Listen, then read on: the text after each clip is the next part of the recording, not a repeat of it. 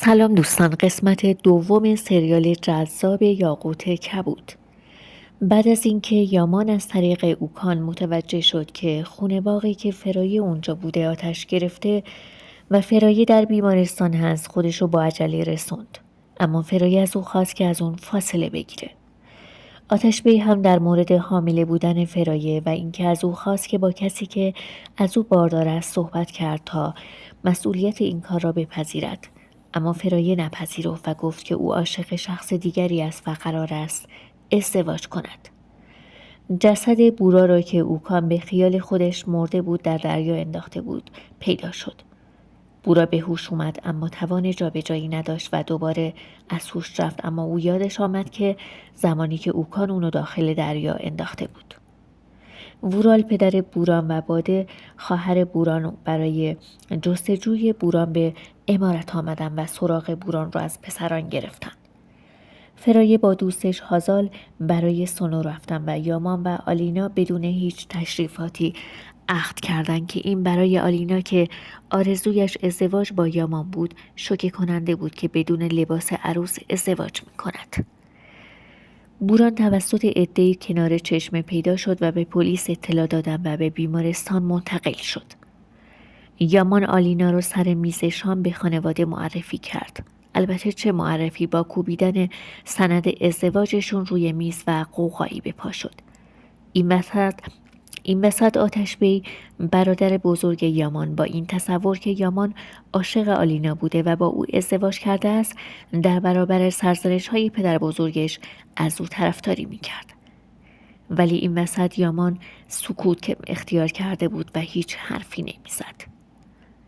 مادر یامان که عصبانی بود به خانه خدمتکاری رفت و با محسن پدر آلینا در مورد این ازدواج که اشتباه بود سر و صدا را انداخت.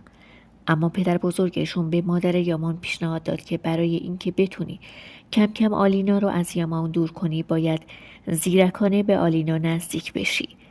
و فردای عروسی مادر یامان نقشش را شروع کرد و آلینا رو به قهوه دعوت کرد و با مهربانی و صمیمیت که مثلا او را پذیرفته است به خانواده به او گفت که ما نمیتوانیم به فامیل بگوییم که عروسمون دختر خدمتکارمان است. پس این گونه میگوییم که یامان و آلینا در آنکارا در دانشگاه آشنا شدند و مادرت جمیله نباید در امارت رفت و آمد کند و به اجبار آلینا پذیرفت. فرایه به فکر آینده بارداریش بود که وقتی شکمش بزرگ شود چه جوابی به پدرش بدهد. برای همین به پیشنهاد دوستش هازال که گفت که باید تصمیم بگیرد برای کارآموزی دانشگاه به استانبول برود و آنجا بچه را به دنیا آورد. و وقتی فرایه با خانوادهش مطرح کرد برادرش چتین مخالفت کرد و گفت که اگر به استانبول برود باید پدرشان را به خانه سالمندین ببرد، چون جمیله که دیگر به عنوان مادر خانم یامان خدمتکاری را تعطیل کرده و نسرین دست تنها میماند. و وقتی که فرایه کاملا ناامید و سرگردان بود به قبرستان رفت سر قبر مادرش که آتشبی که نگرانش بود و او را دور زیر نظر داشت سراغش آمد و با او صحبت کرد. جلسه‌ای در شرکت با پسران و وورال و دخترش باده بود که قبل از آن پدر بزرگ آتشبی صندلی ریاست را به او پیشنهاد داد. قبل از جلسه با این شرط که با دختر وورال به نام باده باید ازدواج کند و آتشبی نپذیرفت و شرکت را ترک کرد و اعلام کرد به هیچ عنوان زیر بار این ازدواج اجباری نخواهد رفت.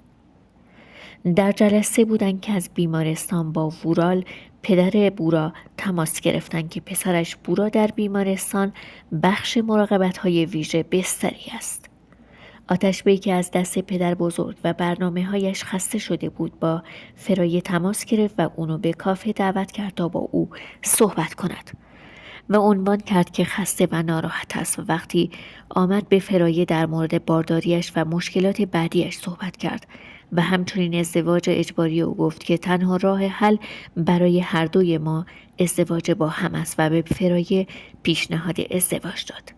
اما فرایه گفت به هیچ عنوان این اتفاق نخواهد افتاد.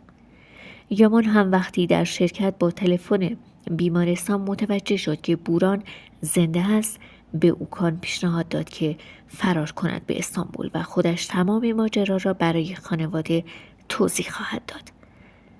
و به سراغ فرایه به دانشگاه آمد تا تمام ماجرای ازدواج اجباریش را توضیح بدهد و وقتی برادرش آتش بی رو کنار فرایه دید تعجب کرد و با عصبانیت گفت برادرم اینجا چیکار میکند؟